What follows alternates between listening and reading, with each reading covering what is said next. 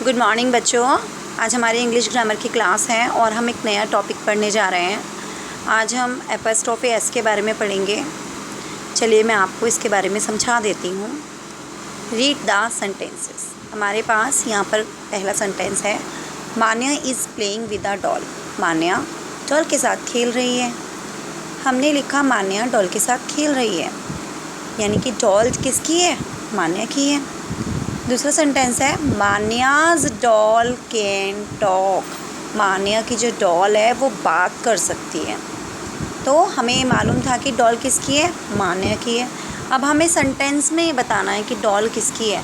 तो हमें ये बताने के लिए हम क्या करेंगे? मान्या और डॉल के बीच में एपॉस्ट्रोफी एस लगा देंगे। हमने मान्या के नेम में एपॉस्ट्रोफी एस लगा दिया। एपॉस्ट्रोफी एस का मतलब है ये ऊपर की साइड एक कॉमा और उसके बाद एस लिखना। इसको एपॉस्ट्रोफी एस कहते हैं। जब हम किसी भी दो चीज़ों के बीच में या दो व्यक्तियों के बीच में एपॉस्ट्रोफी एस लगा देते हैं तो उसका मतलब होता है कि वो दोनों आपस में एक दूसरे से संबंधित हैं। जैसे हमने यहाँ लगाया मान्या में एपॉस्ट्रोफी एस और उसके बाद हमने डॉल लिखा मान्याज डॉल, तो ये ऐसे पढ़ा जा रहा है मान्याज डॉल। तो इसका मतलब है कि जो डॉल है वो मान्या की है। Here Manya's doll means the doll belonging to Manya. यहाँ पर मान्याज डॉल का मतलब होता है कि डॉल मान्या की है। यानी अगर हमने मान्या में एपॉस्ट्रोफी एस लगा दिया है तो इसका मतलब है उसके आगे जो वर्ड लिखा है उससे मान्या संबंधित है, यानी मान्याज डॉल, यानी डॉल मान्या की है। दूसरा वर्ड है बच्चों हमारे पास, दूसरा sentence, the elephants trunk is very long. Elephants trunk is very long. Elephant की जो ट्रंक होती है वो बहुत ज़्यादा लंबी होती है। Here elephant's trunk means the trunk belong to the elephant. हमने एलिफेंट में एपॉस्ट्रोफी एस लगाया है और उसके बाद हमने ट्रंक लिखा है। एलिफेंट में एपॉस्ट्रोफी एस लगते ही इसका मतलब हो जाता है एलिफेंट की ट्रंक, यानी एलिफेंट और ट्रंक एक दूसरे से संबंधित हैं। एलिफेंट की ट्रंक। बच्चों जब हम सिंगल सब्जेक्ट की बात करते हैं, जब हमारा नाउन जो है वो सिंगल होता है तो हम उसमें एपॉस्ट्रोफी एस लगाते हैं। When nouns talk about more than one thing. जब नाउन हमें एक से ज़्यादा चीज़ों के बारे में बताता है, they usually and in S. तो बच्चों जब भी हम प्लूरल के बारे में बात करते हैं, जब हम प्लूरल नाउन के बारे में बात करते हैं, जैसे कि आपने पहले भी कई बार सिंगुलर प्लूरल पढ़े हैं, तो जब भी हम बहुवचन के बारे में, जब भी हम प्लूरल नाउन के बारे में बात करते हैं तो इंग्लिश में उसमें एस लगता है लास्ट में, तो या ई एस लगता है, यानी लास्ट उसका क्या होता है, किसी भी प्लूरल नाउन के लास्ट में हमें ज़्यादातर एस या ई एस मिलता है। ऐसे में हम एपॉस्ट्रोफी एस कैसे लगाएंगे? क्योंकि हमें तो पहले ही नाउन में एस और ई एस मिल रहा है। In case we only add to show belonging.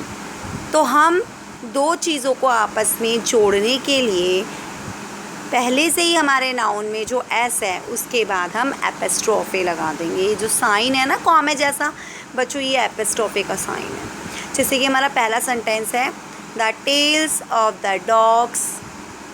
The tails of the dogs, tails बहुत सारे टेल्स हैं उसमें एस लग गया है, और डॉग्स भी बहुत सारे हैं एस लग गया है।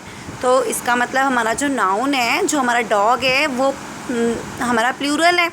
तो हम कैसे बताएंगे कि the tails of the dogs, dogs की टेल्स, तो हम लिखेंगे द डॉग्स टेल्स। और क्योंकि हमें यहाँ पे एपॉस्ट्रोफी लगाना है डॉग्स और टेल्स के बीच संबंध को दर्शाने के लिए, तो हम, क्योंकि हमारा नाउन प्लूरल है, डॉग्स प्लूरल है, तो हम उसके बाद एपॉस्ट्रोफी का साइन लगा देंगे। ये कॉमे जैसा साइन एपॉस्ट्रोफी का होता है। दूसरा, the books belonging to the students. बच्चों यहाँ पर बोला गया है कि जो बुक्स हैं वो स्टूडेंट्स की हैं, स्टूडेंट्स से संबंधित हैं। अब हमें ये बताना है कि बुक्स भी प्लूरल हैं और स्टूडेंट्स भी प्लूरल हैं। हमारा नाउन है यहाँ पर स्टूडेंट्स, तो हम इसको कैसे लिखेंगे? The students books. और स्टूडेंट्स और बुक्स के बीच में संबंध दर्शाने के लिए हम एपॉस्ट्रोफी लगा देंगे एस के बाद।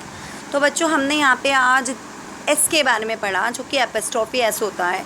जब हम सिंगल सब्जेक्ट की बात करते हैं तो हम उसमें एपॉस्ट्रोफी लगाते हैं और फिर एस लगाते हैं और उससे संबंधित चीज़ का नाम लिखते हैं। जैसे कि Manya is playing with a doll, तो हमने यहाँ पर मान्याज डॉल कैन टॉक लिखा, क्योंकि हमारा मान्या सिंगुलर है और उसमें हमने एपिस्ट्रोफी एस लगा दिया, और मान्या की डॉल है उससे उसका संबंध है, इसलिए हमने मान्या और डॉल के बीच में मान्या को लिखते हुए एपिस्ट्रोफी एस लगाया है, जिससे हमें मालूम पड़ जाता है कि ये मान्या की डॉल है।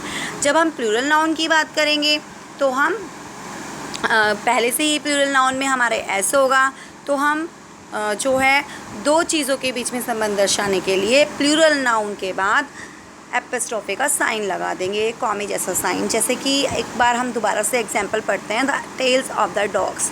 यहाँ पर टेल्स और डॉग्स दोनों ही एक दूसरे से संबंधित है, क्योंकि डॉग्स की टेल है और दोनों ही प्लूरल हैं।